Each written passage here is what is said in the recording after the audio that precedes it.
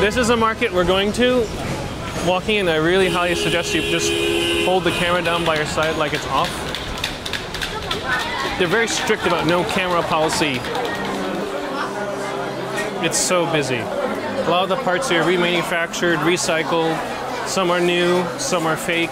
Replacement batteries and screens for Samsung tablets, backings for Samsung tablets. And then you see back over there, see those big chests of safes over there? All cash.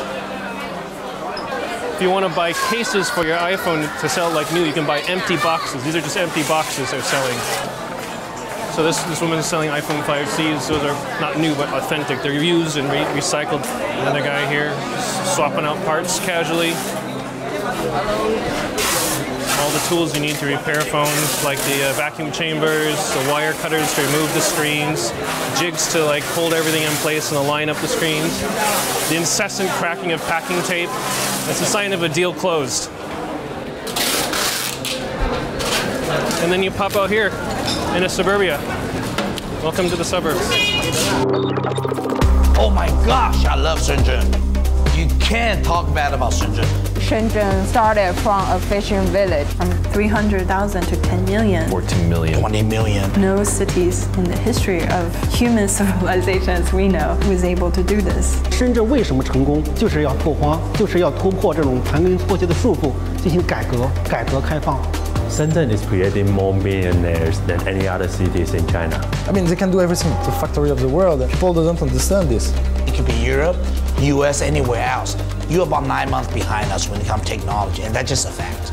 The model that is being developed in Shenzhen can actually be quite threatening for models that had already been established and very successful in other parts of the world.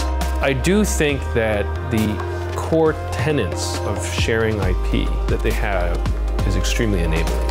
It's a cultural change. It will take a while, but the future is possible.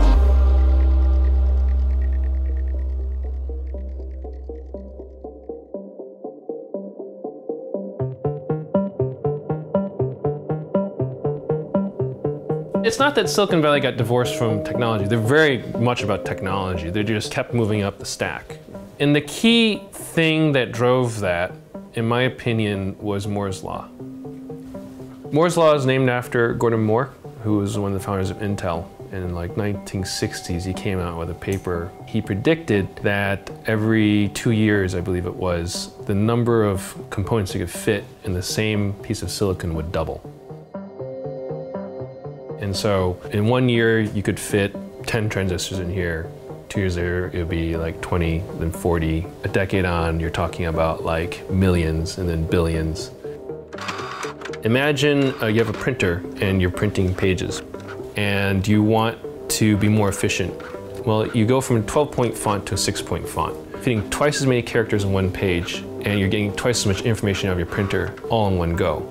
And that's literally all Moore's Law has been, is reducing the font size of circuits. In the 70s and 80s, there were many failed research attempts to build parallel computers, right? Computers that were like, you know, the Cray machines and the thinking machines, 60,000 processors, and scale up. And what you found was that if you spent more than 2 years of research time to try and double the performance of your computer, it was by far cheaper just to sit back and wait and let guys like Intel just move Moore's Law ahead and buy the next fastest processor.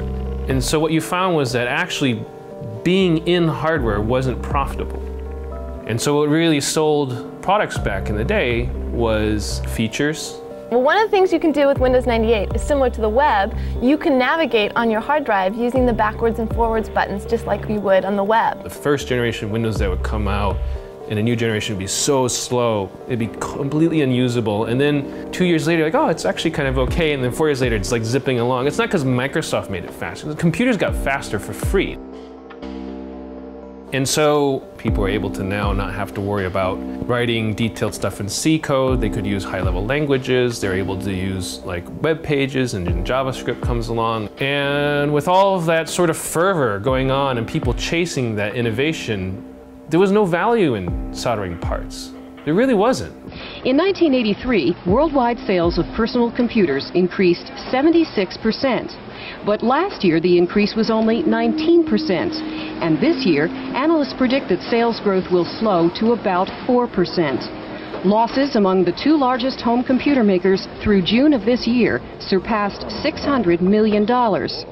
And that building of stuff had to go to an economy where people were paid a lot less. And what you see is now that Silicon Valley, the whole tech ecosystem is sort of like driven as far as the road goes, and now Moore's Law sort of is ending or ended, and the car is still kind of gliding off the cliff, right? But there's no more road underneath it.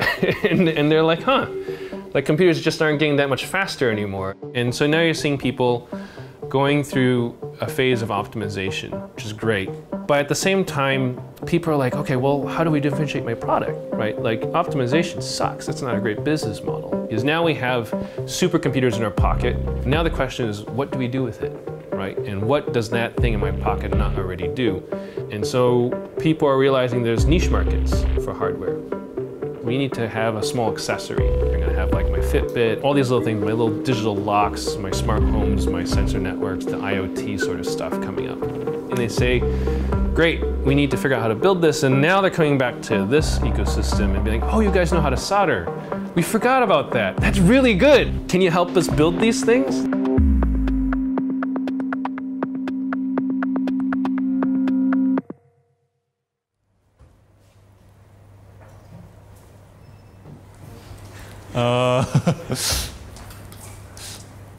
What should we say?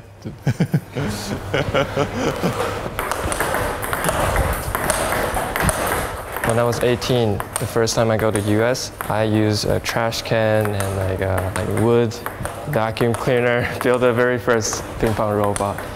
You want a robot that's just like you, but slightly better, so you always feel challenged.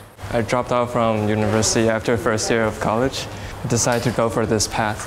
And it's really nice to be in HAX because HAX is the best educator and help you grow. HAX is a hardware accelerator, the world's first hardware accelerator. We take teams that come in with a proven technology and a prototype and help them to get ready for market launch. We provide $100,000. We help them with electrical engineering, design for manufacture, industrial design, mechanical engineering, their market strategy, how they're going to launch. And for that we take 9% equity in the startups. I'm Thomas, co-founder of Rovenso, and at Rovenso we make big robots. We use a kind of spatial joystick. It's usually used in surgery, these things. It's a force feedback joystick. The market that we target is the one of nuclear decommissioning. And what you can see here is a small version of a robot. And now at HAX we are building the very big version. So you can compare the wheel size, that will be something quite huge. The bigger version of the robot will transport a robotic arm to automate some of the part of the decommissioning work. Shenzhen's, as everybody now knows, the hardware capital of the world, right? So this has been our home ever since the start. The reason we come here and take the teams here is because of the ecosystem around, which helps them to build products really fast, and from initial concept all the way up to final product release into the market. Neura is a headphone company. We're making the world's first tunable headphones. They work out how you hear and provide the perfect music for you. So I can show you here the hearing profiles of my colleague Luke and my hearing profile.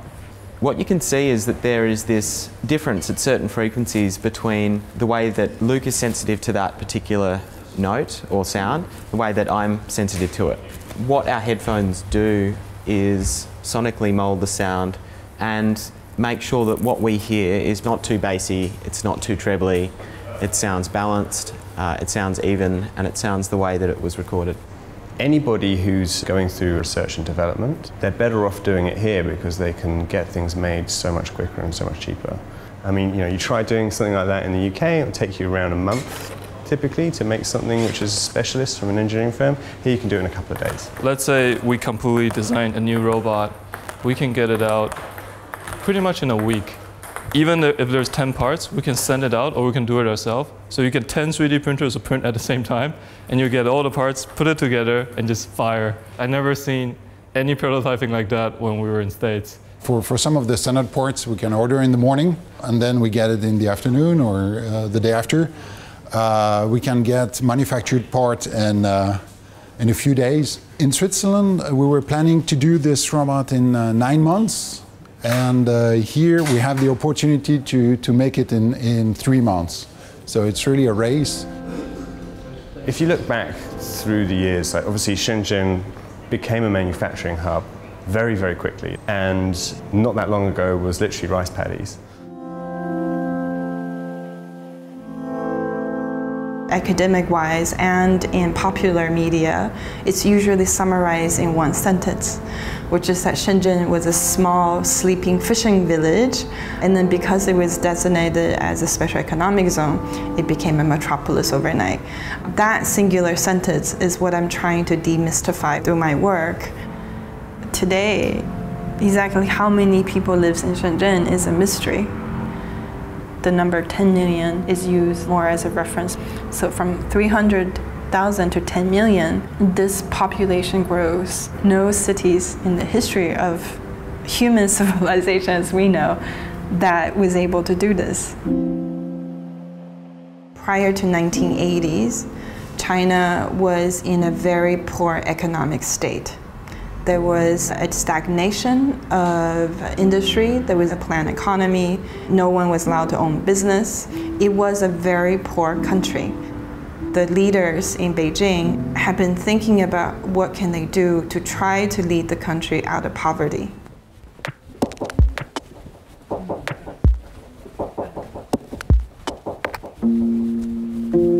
当时的这个整个的大陆这边的经济受这种极左思想的束缚。 整个经济陷入那种困顿状态。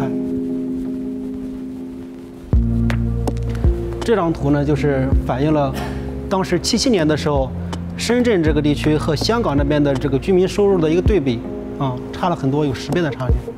这个人民生活越来越差。这个呢，就是很有名的这一句话，就是邓小平在他来调研的时候说呢，这是政策有问题，不是部队能管得了的，所以我们要调整这个政策。 才实行了改革开放。 They set up the 4 special economic zones, each of them next to a already developed economy.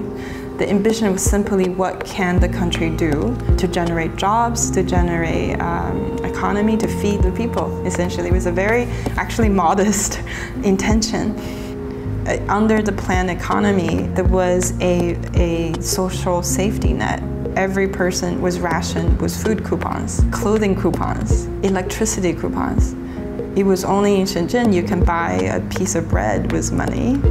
To be willing to come to Shenzhen, to the special economic zone, to try to create something else, it attracted people who wanted to have more freedom. 这张照片呢是当时的一个工厂华强那个南洋电子厂。 这张照片好，就是当时的工人正好要去上班这个就是当时人们生活面貌的一个反应因为深圳人民对邓小平的感情很深没有小平就没有深圳。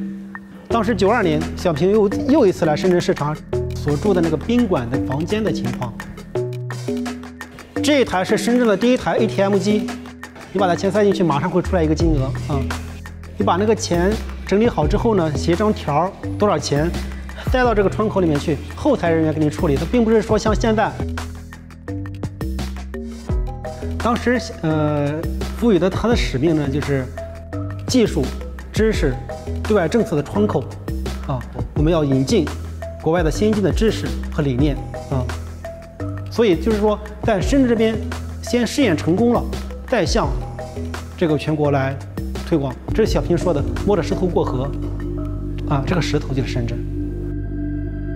What to me was remarkable about Shenzhen is that even the planners themselves would tell you that the city evolved in a way much bigger and faster than they would have predicted. I think it's overly generalized to think that Shenzhen was nothing, and then with this set up special economic zone, suddenly it became a city. It didn't. There is something else that's not answered simply by top-down planning.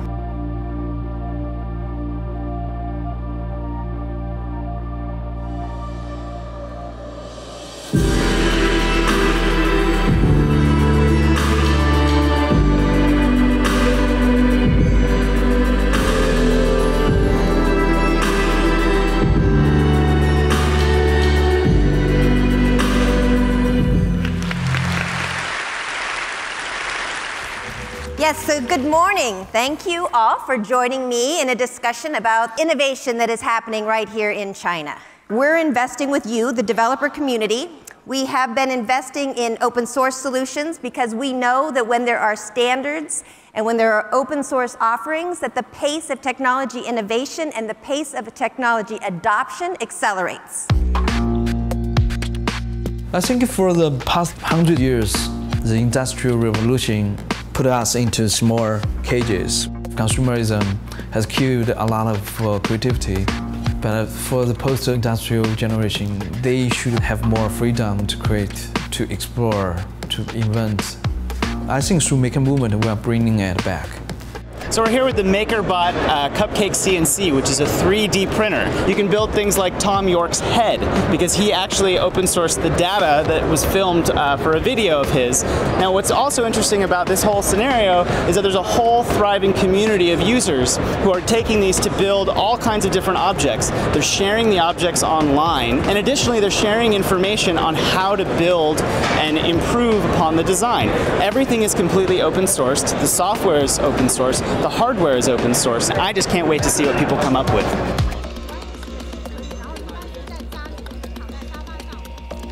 I think the recent emergence of the Maker Movement pretty much started around 2003, 2004 in the US. Laser cutting and 3D printing is helping people to be able to build stuff and actually build it for fun rather than just having business purpose. Right around that time, this guy named Dale Doherty, he was thinking about starting a publication called Make. Before Make came out, the only word we had was a hacker, right? And I think he didn't want to call the magazine Hack because it had a really negative connotation at the time. And Make was sort of the thing you would type to compile a program, so it would resonate well with programmers. And Maker was like sort of the demonym of people who would read the magazine. That sort of coined the term maker. I think in creating that publication, he sort of solidified the movement, and the Maker Faire created that phenomenon. In China, in the beginning, nobody knows about makers. Nobody cared about makers, but because we go to the maker fairs in New York, in Bay Area, we're so jealous. So instead of waiting for someone to do it, we say, why don't we do it? When they told me they were going to bring the first Maker Faire here, I was like, how do you have a Maker Faire in an area where people don't make for a recreational thing, they do it for a job, right? You know, because making in the West is something that you're using to remind people who are in service economies that there's a thing called manufacturing, right? When you have a manufacturing economy, you want to remind them there's manufacturing, it seems weird. And what I realized is that actually China's middle class is the size of the entire United States population. So even if a small section of Chinese people had risen to the upper middle class, it's big enough to create a movement in China itself compared to the United States scale of making. We don't know if it's going to be successful or not. The first year we have over 60 makers, and last year we have over 200 makers. It's a huge number. Some interesting phenomena also emerging out of this in the past years. What's happening is the open source hardware movement. Traditionally, the circuit board is closed and proprietary.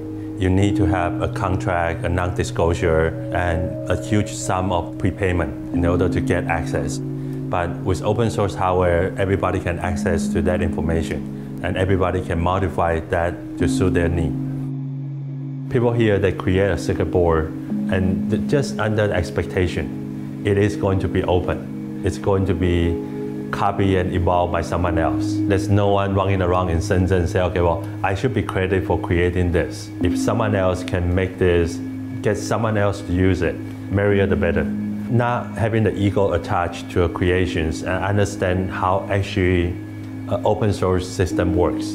The Maker Movement is at that junctures. I'm getting a little sick of hearing about the same people on TV over and over and over again, so I decided to do something about it. This Arduino project, which I called the Enough Already, will mute the TV anytime any of these overexposed personalities is mentioned. To mute the TV, I'm going to use an IR LED. Now, anytime a keyword is mentioned, the TV will mute for 30 seconds. Our producers caught up with Kim Kardashian earlier today. It should do a pretty good job of protecting our ears from having to hear about the details of Kim Kardashian's wedding.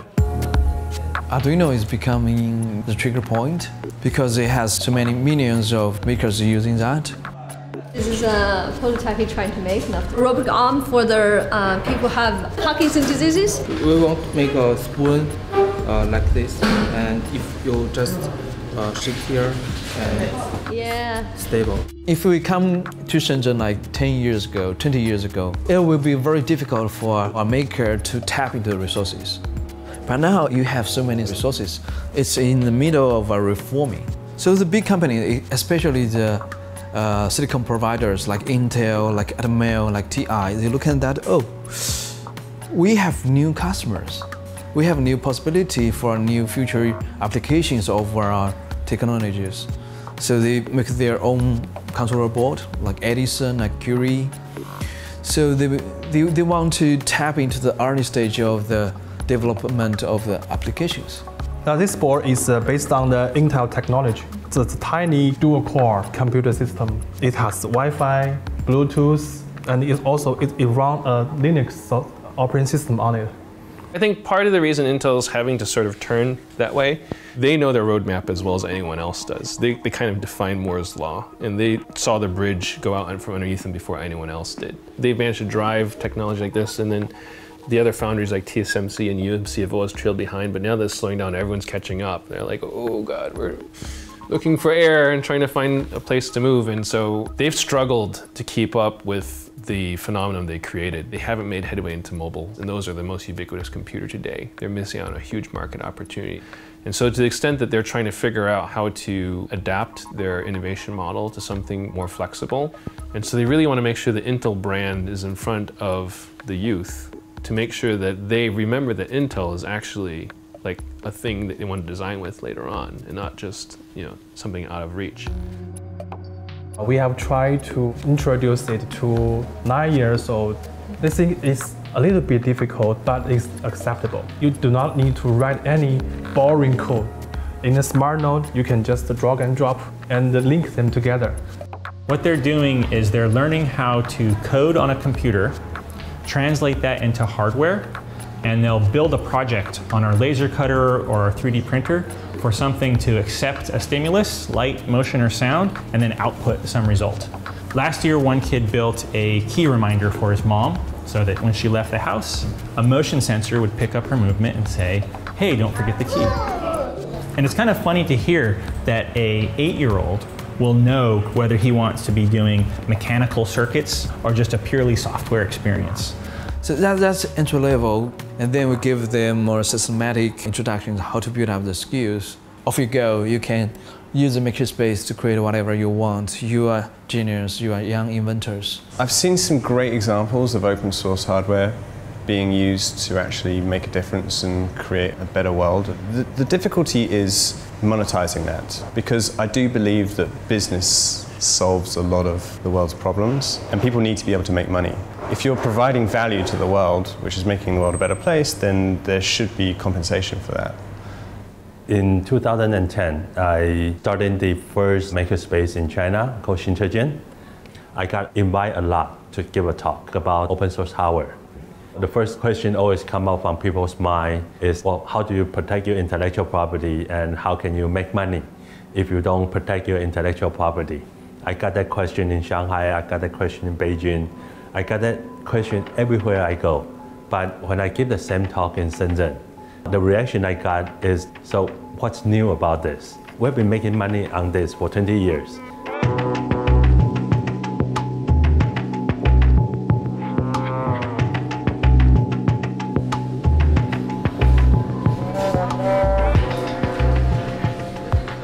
这个地方是全球最大的元器件的集散地，这里总共1楼、2楼现在有800多家，将近900家的，全是做 IC 的。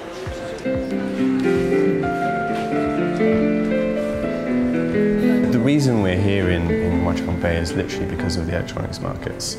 You know, it's a fantastic resource of all different possible components and different devices which can kind of be Frankenstein together to make prototypes by the teams. It's a source of inspiration. It's a source of discovery of new products that could potentially be taken to the West. Like I see every month a different invention down there. 9 times out of 10 they're probably not going to make it to the West, but some of them do. 这一个是很能代表华强北的创新模式的，就是你既可以用来给手机充电，又可以用来暖手。这一款产品呢，是刚好是我们学校的一个人发明的。它就是这个东西要装在羽毛球托下面，就是你打球的时候，它会给你记录数据，你的力度，还有你的今天挥了多少次拍。 You can get a little bit of a feel here, what's even upstream of what's going to hit the TAC in the United States. You see a couple of things popping up here or there. A little shop will pop out of nowhere selling these things you hadn't heard of before. Like the hoverboards were here a couple of years before they hit the United States. And then you eventually sort of see them hit the States and other countries. 这里就是最具华强北特色的地方，这里都是一个一个的小创业者，但是他们做的东西全是全球最新的，而且出货量很大的东西。 这一个是一个3D 眼镜，3D 手机壳，拿过来之后，这里就是 3D 效果的电影。 There's a number of different ways to sort of look at the market. For an engineer, you're sort of limited at thumbing through catalogs and looking at pictures and very slowly going through specification sheets. For example, if you want to put a switch in a product, you want to know how it feels. You want to kind of know the exact size and the little mountings and the fussy bits. And it can take a long time to find exactly the right part. You come here and they're like stalls with like hundreds of different types, and you can just reach in and just touch them and play with them, and you can like walk stall by stall and see all the different variety. And it's not just a showroom. Once you find the switch you like, you can be like, hi, I'd like to buy 1,000 of them, and then for a very low price, you can just over the counter buy it, carry it off, and go into production. You can fix your phone here. 告诉他们这个是我们的朋友，靠得住的。就给个实价就行了，150。也是拿手机练嘛，拆解，时间久了就，也不是各个地方嘛。这个已经好多年了。 It's got a huge amount of acquired knowledge and skills. There's electrical engineers there who solder up 50 PCBs for you in record time. You can go down there and piece together different components to make a new mobile phone. There's nowhere else in the world you can do that. You can get like a chipset that was in a notebook, for example, for less than $15, which can enable computing power inside a new product. That's fantastic resource for some of the startups. That kind of philosophy has kind of spread out all around China. 他们在里面的，他们都是一个像修手机都是一个圈子，他们相互之间都会认识。可能他某一个人他只会做一个部分的功能，另外一个部分的功能呢，他会交给他的另外一个朋友去做，所以他很快就可以把这个东西做好。在华强北呢，有的人他就会 设计，有的人呢，他就会把这个产品生产出来，有的人呢，他会卖，所以他们之间全是合作的关系。所以呢，在这里呢，他生产研发一款产品推向市场，时间特别的短，只需要2、3个月的时间。但是这在国际上，传统的行业里面，它需要1年的时间，但在华强北只需要3个月。气泡的这里有泡，这里有泡要 在里面嘛，所以我要现在的话用一个真空机把它。基本他们还是属于老一代的创业者，他们老一代的创业者就是学徒制，就有些人先在这里闯荡，然后他就会带徒弟，徒弟学会了之后就会另外的开档口，开这么一个小店，所以呢，他们的技术就是跟着师傅学出来的模式。 When we're starting to look at the maker coming to Shenzhen, there's this excitement on how open that system is, like nowhere else. You can buy all sorts of stuff. Everything is available in volume. But in the West, there's a binary distinction between the makers and the hardware startup. The maker, you do this for fun, you do this for your passions.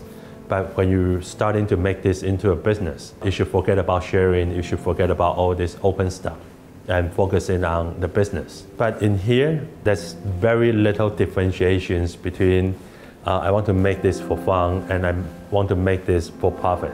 There's no binary division of the mindset of makers versus startup. Maker and startup in China is a continuum.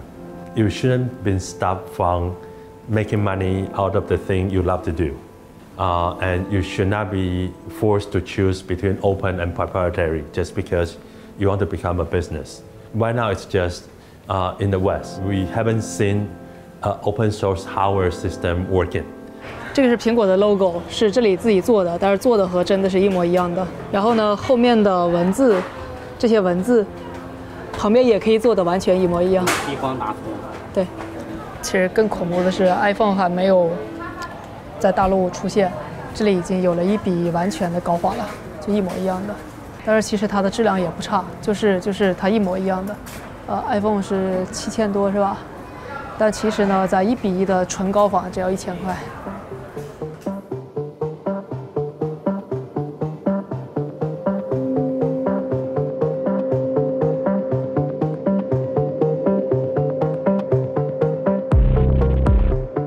In the West, there's an idea that I can have a company that produces nothing, has a ton of patents, but produces money by suing everyone for rights to those patents. You don't even have inventors, you have lawyers making money off of buying intellectual property and trading it. That's weird, right? It's kind of weird that you produce nothing but make a lot of money.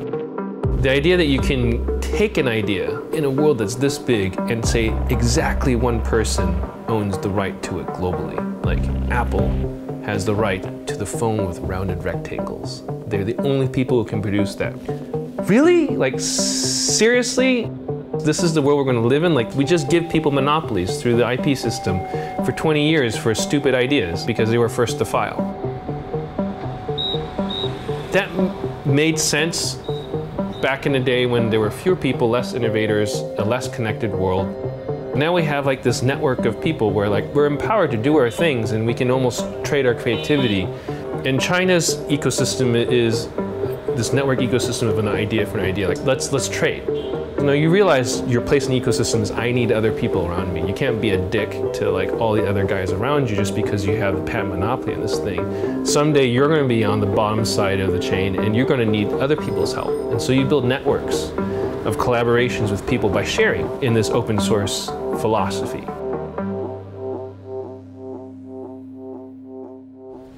Oh yeah, we have our first copycat.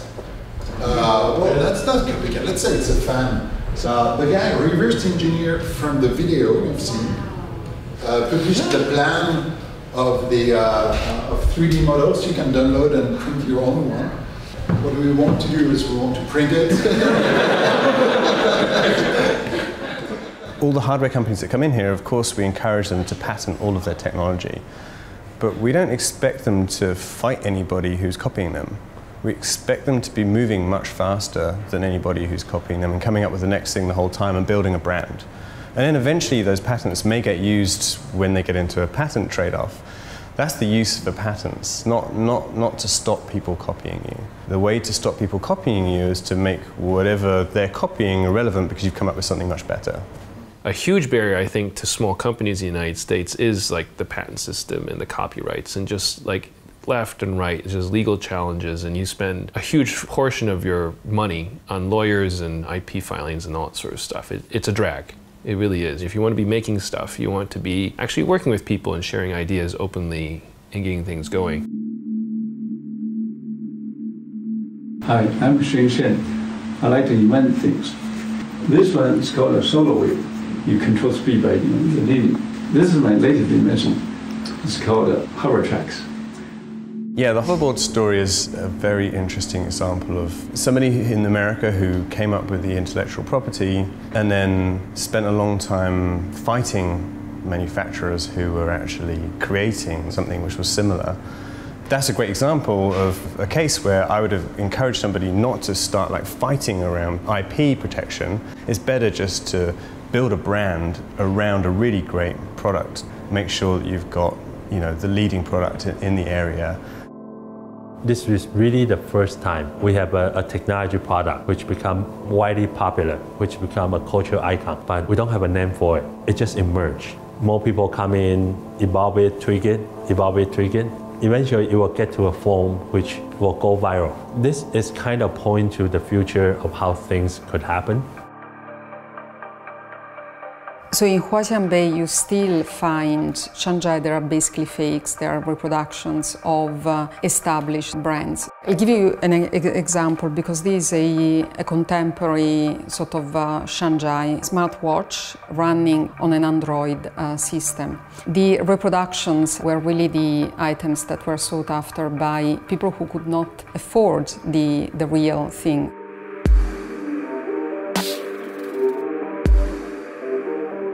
My understanding is that the early Shanzai were people who worked for the bigger corporations here, like Nokia, Motorola, Foxconn, and they were some very smart engineers who got sick of the management and are like, look, I can build a phone cheaper, better, faster than these guys can. I understand why they have all this process.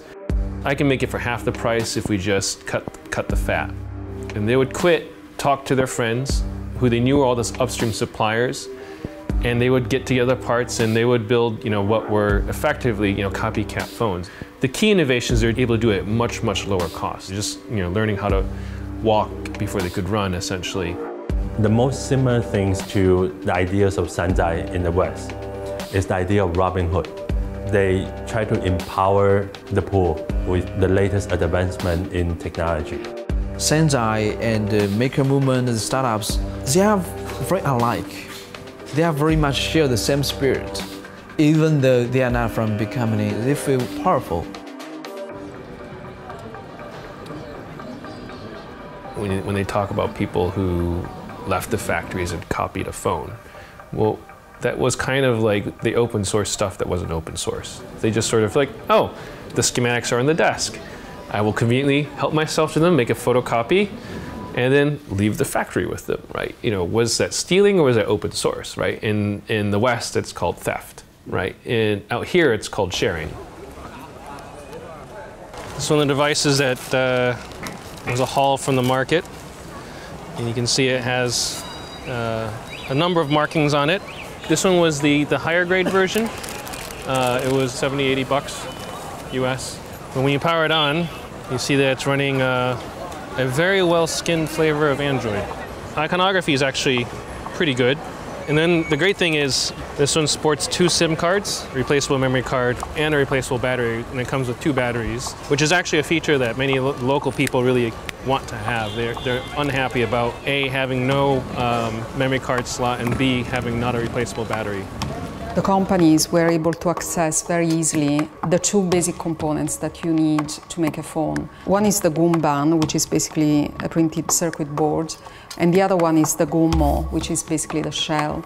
So there were companies specializing in making Gumban and Gummo that had slots for those printed circuit boards that were very easily accessible by companies. People from the West who are used to sort of month-long development cycles, I'm like, how did they do this? This is amazing. Like, this capability came out of nowhere overnight, but actually it's been honed over like a decade or 2 out of those roots of people, coming out of the big factories and figuring this all out themselves. Shanghai is something that is still going on now, but it is a very small percentage of what is produced in the market. There is a very strong emerging middle class in China that has the purchase power to afford original items that may be more expensive than the reproductions. It is not possible to target new markets just with imitating the established brands. There is a limit to what can be achieved in that sense. Once they kind of got in a position where they could now build a copy of a phone pretty well, they could now start innovating. They'll take like an Android phone and an iPhone and mash them together and come up with this weird thing that is pretty cool and is different in some way. If you go in the market in Huaqiangbei, you will find that many people distributing this type of advertisements for companies that are called white brand companies. That will make it for you, assembling various different components, and then you can add your own brand, your own name, or whatever you want, and distribute it as your own item. Yeah, these are all white label ideas. It's an empty sample, and all of these are different empty samples. So they can go ahead and build it for you on the spot and then order, I don't know, however many you want. And later on, you can actually ask them to go ahead and put your graphic on the front, for example, or maybe, these logos over here. In the West, our kind of philosophy is, we come up with something really fantastically new that nobody's done before, become the market leader, and we're really successful. The Chinese mentality is slightly different. They look at something that's already on the market, and then they create a much better version of it much quicker. It's not copying, it's evolution of product, which becomes much better than what was out there before. We grabbed another one on the market there. Looks like a smartwatch, but you'll notice that it only has a single button, and the graphics are made for children. So this is a phone plus GPS module that you can use to sort of report a kid's location. If the kid is in trouble, they can dial their parents. You can see it has like SOS call features. I would bet that probably 80 to 90% of the design material in here is borrowed from other vendors who used these previously in other smartwatch designs. But people are sharing the IP. The guy who probably shared the IP to them was someone who could sell them chips or motherboards or circuit boards. And so there was some factory backing up that sharing process. They want people to use these things. And that lets these guys try. Like there's many models of this. In fact, when we were buying this, the woman next to us was asking for these and then left it on the table. She said, this one's too thick. Let's go find one that's thinner than this one over here. They probably have less features or less battery life or whatever it is, but the market here can build these different variants and service it because of the phenomenal ecosystem.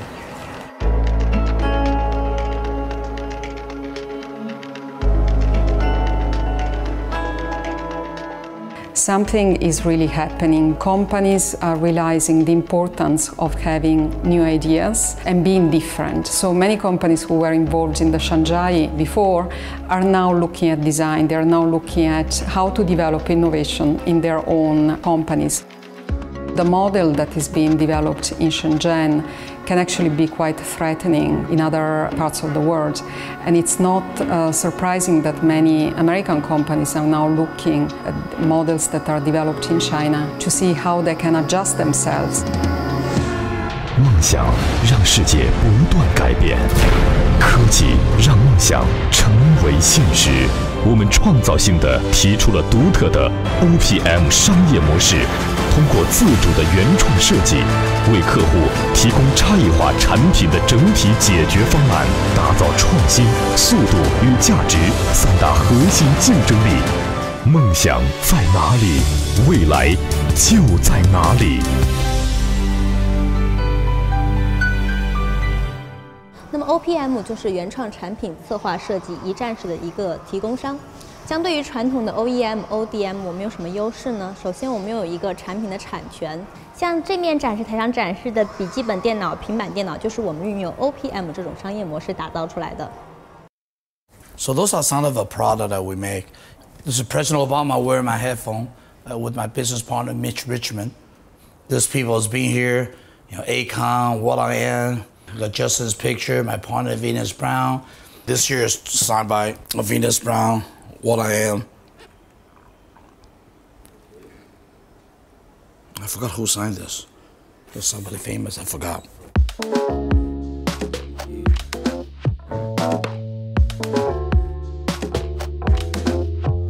This is my office. Hi. And that's something I can't live without is my cigar. Like, I can't do shit without my cigar. Sorry, I just cussed. We are not your traditional, like a manufacturer, right? Which is, give me a product to manufacture. We manufacture stuff like a Monster and all that. A Harman Kardon, Creative, Altec Lancy, JBL, all the biggest in the industry. We actually dominate anywhere between 8 to 12% of the US market on the audio side. But what we're doing so different is we have our own design house. We're able to create some really cool, incredible product. So here's like design house, some inspiration about what we can do. We have like some instruments, 3D printing, rapid prototyping. This team is designing some characters in 3D. This is a game. It's interactive learning. In China, a lot of factories are very traditional.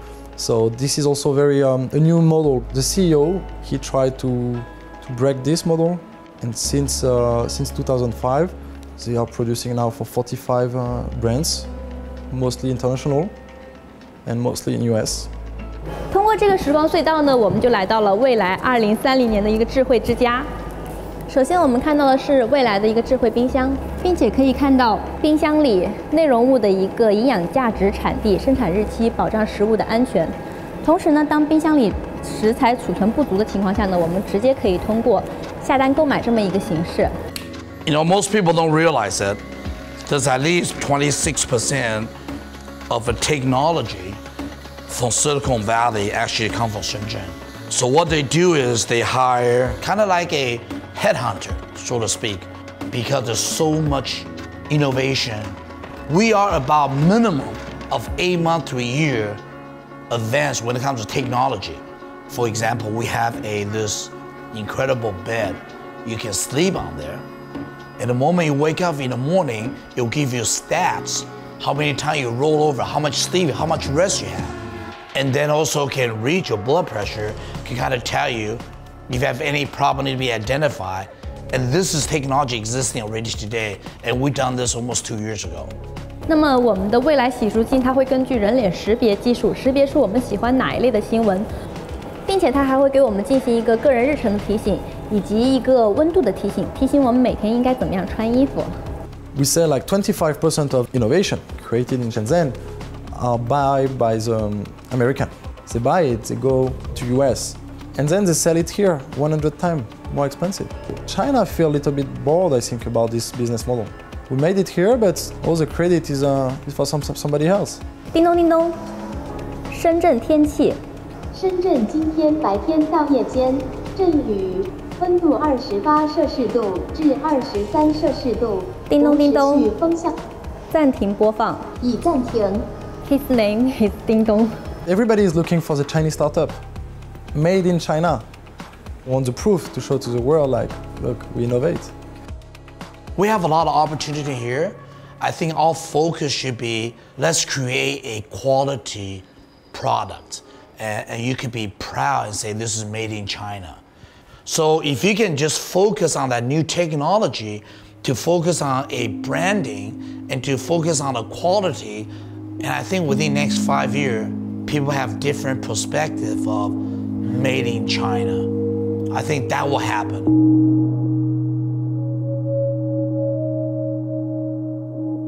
送人玫瑰，手有余香，这是深圳一公联的一个口号，就是深圳啊，这个做义工啊，这个有时间了做义工啊，有事儿了找义工啊，成功就是要拓荒，就是要突破这种盘根错节的束缚，进行改革开放。所以刚开始的时候，深圳的工业这个档次和水平是比较低的，这是刚开始办工业。经过了20多年的发展呢，深圳逐渐的面临了这种土地、资源、人口和环境方面的这个叫前有追兵啊，这个前有标兵后有追兵啊这种形式，深圳被抛弃了。而深圳怎样才能继续引领经济发展呢？创新。What has happened in Shenzhen within 35 years of time, its uniqueness is fading because those same innovations, say policy innovation or industry innovation, now it's everywhere in China. So it doesn't have that edge of being the only one or even the first one anymore. It's kind of a catch-22, right? It recognizes what it's been able to achieve, but it's also inherent, like, how are you going to make it better?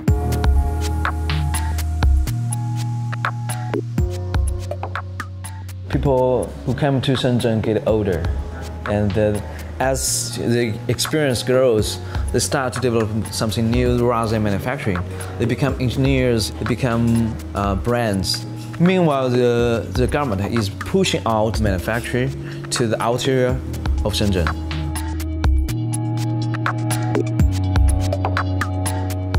这个其实就是一台 PC。 然后的话，直接的话，通过它接上显示器或者接上电视机，然后你的电视机、显示器就变成一台电脑了。里面有4G 的内存，128G 的硬盘。因为这个整个60美金吧，60美金到90美金。我们的就是开源的核心的就 GPIO 那个要打开嘛。A lot of confusion is happening right now. What I'm going to do? What's next? Should I invest in branding or I just close my company?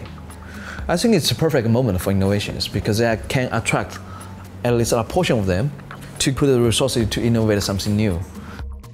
他自己有研发，有整个的打造成那个叫做精品，他就不再是做山寨，他去做自己的研发，做自己各种自己的品牌。但是现在我们在知识产权这个意识形态上已经非常的强烈。人家抄袭了我，然后他在 AliExpress、在eBay、在亚马逊上卖，我就可以很快的投诉他，他很快就要下架。这个世界我觉得应该是一个开源的世界，特斯拉。 包括说 Facebook、亚马逊，他们把人工智能都是开源的，在安卓的那些都是开源的。任何一种竞争都是基于一种更高级的商业模式的竞争，这是苹果的一种商业逻辑。我真的不喜欢苹果。I've seen a change in the way that innovation in China happens. There's a fantastic number of Chinese startups that are doing really good products. Chinese startups are getting better. Because they want to learn from Europe. If you go to a conference with innovation speakers from France or from Germany or from England or whatever, most of the people will be Chinese in the room. They want to learn. 我从小的话，我从最基层做起，就尤其是这样深圳的这些做山寨的群体。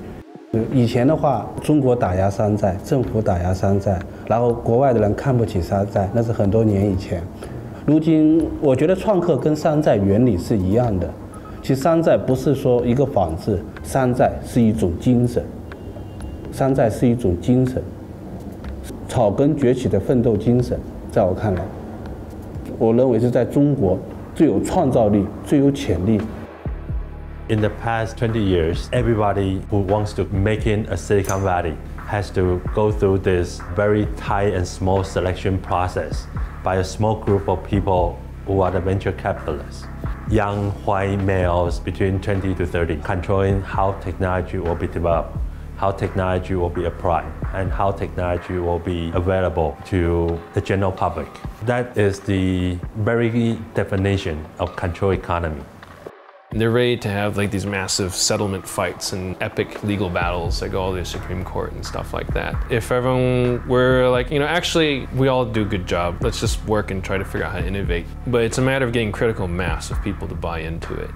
Without a big brand dictating what kind of feature we can have, the Sanzai system is catering to everybody's need. It's not a small group of people who determine what gets developed, when, and how. Right now, we are still at the very early stage of this open source hardware movement. If we trace back to the late 90s, the open source software just got started. I mean, Bill Gates was speaking publicly about how open source is communism and it will destroy the software industry. And hey, today Microsoft is one of the most supporters of open source and even opened up the entire Windows 10. If the history of open source software is used as a benchmark, we are pretty much 5 years away from this being discussed in mainstream. It's a mindset change, but the future is possible. They talk about, you know, China's authoritarian, there's strong rules and all sorts of stuff. People here have developed a way to coexist with the rule of law and the way life needs to run. They sort of look the other way at the right times, I think, when things need to happen. This is how we've managed to make sure that everyone gets fairly compensated, everyone's fairly rewarded, and it works through this system. Another thing to be clear is that authoritarian doesn't mean evil, right? It's just that there's one authority. I mean, the Communist Party knows as well as anyone else that they have to keep the people happy. They're not just going to like kick people around because they want to and they want to be trivial and small about it. So they try really hard to put economic policy in place that brings prosperity. One of the things that the government has said is we need a service economy that's tech-oriented and we need to get more young people interested in this, the maker movement. We want to graft that into our system and hopefully inspire another generation of young people to want to become, you know, hardworking factory owners and employers and innovators like their parents were. And now there's even like little maker spaces in cafes and innovation labs like popping up left and right.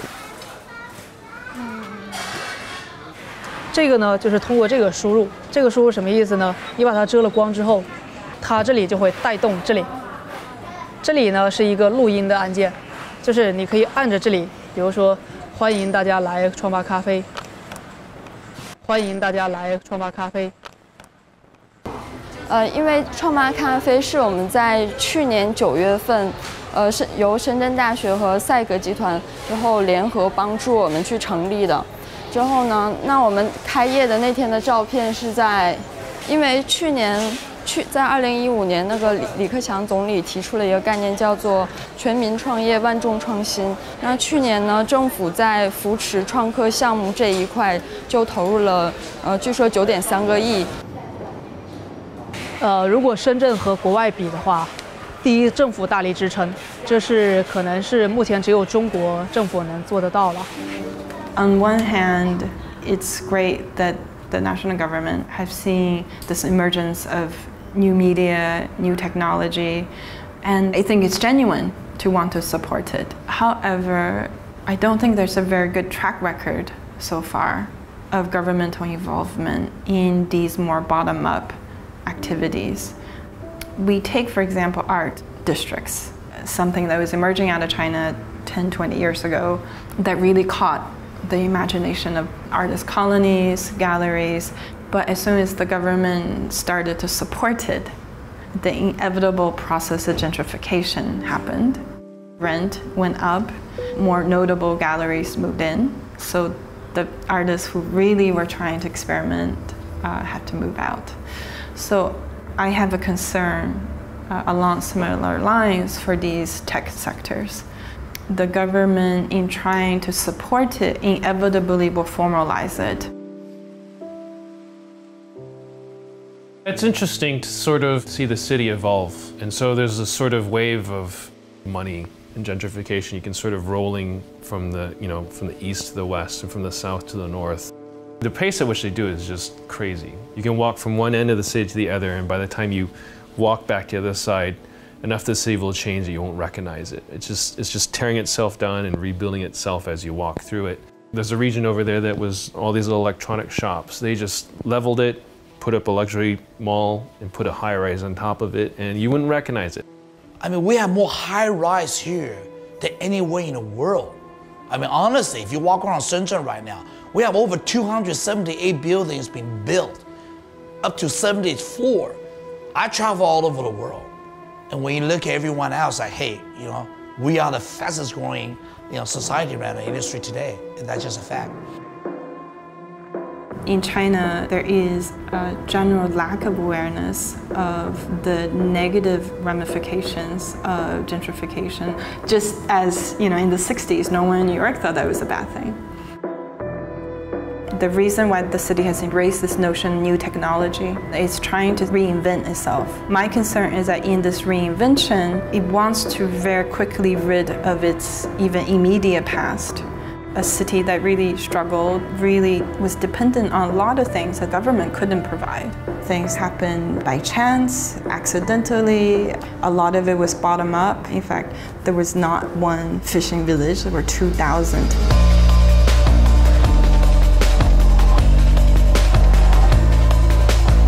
These villages have evolved along with the city. They have taken up very important roles in providing housing, providing a certain social structure, jobs, a certain stability to the city that was not planned. It simply evolved with the formal city. I would liken it more like sort of the bacterial colonies in a petri dish. Eventually, you grow a lawn of bacteria across it. All the communities become interconnected. But that's sort of the natural growth curve.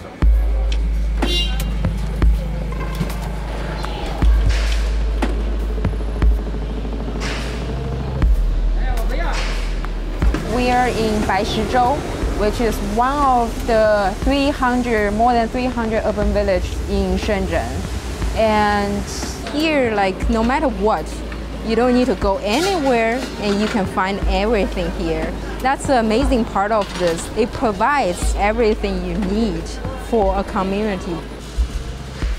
When the government designated Shenzhen as a special economic zone, they left patches of land for the villagers themselves to build homes. This is the boundary line between the city and the urban village.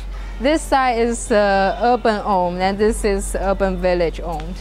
These urban villages are also breeding ground for a lot of innovation. You can change the structure, you can change the facade, you can spill your workshop into the alleyways. The whole neighborhood was built in this kind of bottom-up way.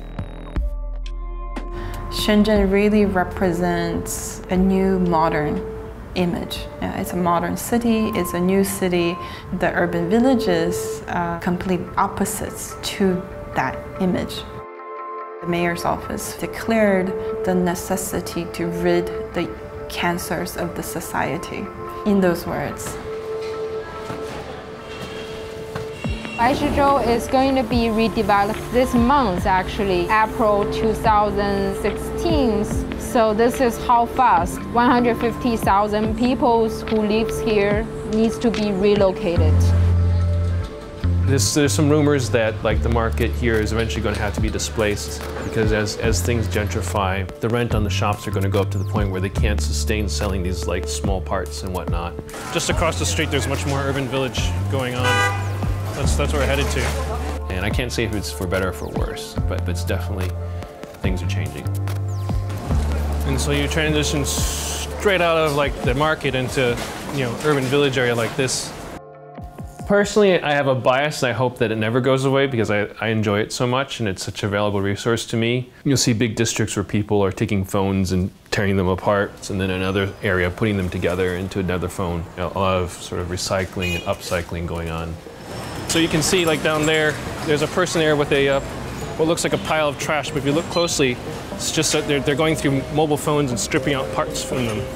It's like shucking corn almost. We'll just take a quick walk through one of these informal areas.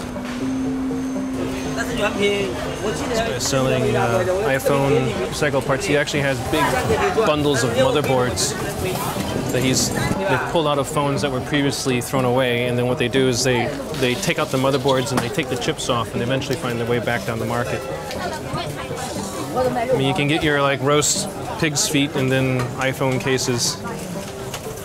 This market itself plays a kind of a critical part in the ecosystem in terms of being able to move goods around. If one factory did a build and they had some excess and they want to get rid of it, a lot of it will come through this market and get recycled through the system. This one's straight from a factory floor. You can see that the motherboards are even still in the carrier. So this one was one that didn't even pass out of Apple, fully fabricated, and it found its way into scrap heap here. Well, people will go ahead and you can already see they pulled off some ICs for recycling and reprocessing into fixing phones and so forth. Oh, and here's these here are blank motherboards. And the interesting thing about this, you see no solder on it at all. They still have a gold color, which means that there's been no processing of the board at all. It's straight virgin boards from the facility. So you're gonna move on, we're getting a crowd. I can get plenty of useful stuff for a fraction of the price that you would have to, even in the markets, on the main street. That's the stuff that's going away. But those guys will innovate no matter what. They innovated despite the government, right? They'll be there, they'll keep walking, and they may have cut a path that looked interesting, and that path is now being paved into the road. They'll cut another path. You've never had a fox run over by a steamroller when they're putting a road over a forest. The fox knows how to move away, right? It can run and find another place. And as long as there's continues to be green fields for these people to go to, I think things will be okay. And demilitarizing the Western IP ecosystem would be great, right? I think that's something we can do, right? But it's just as hard as bringing us back from the brink of the Cold War. Everyone has to sort of ease off, universally agree that we need to have a new paradigm. And I think one of the problems in doing that is that the militarization of IP has really benefited the big companies. And if they back off their stance of having huge caches of IP to nuke the little companies that come up, they're threatened by innovation. And so instead of seeing this openness come out, you're seeing exactly the opposite. You're seeing the system calcify.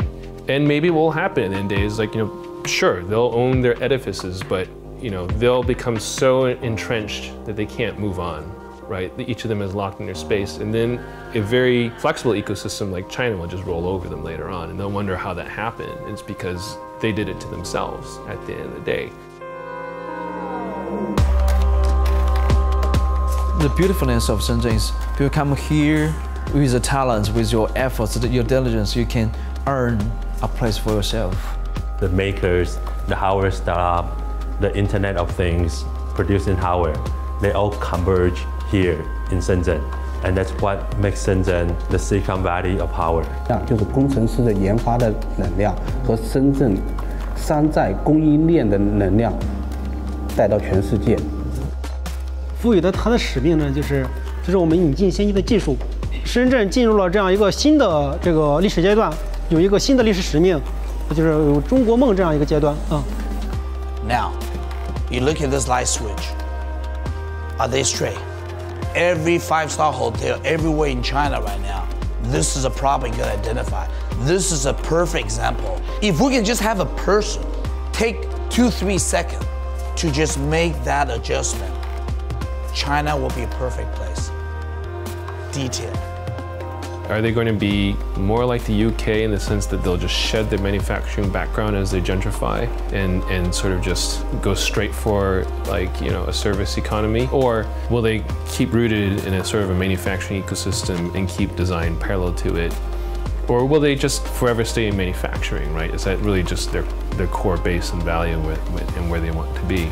I mean, if China went from where they were to where they are today in 30 years, they could do that again in 30 years. Like within my lifetime, we could see the answer to this question. It'll be interesting to see where the answer ends up.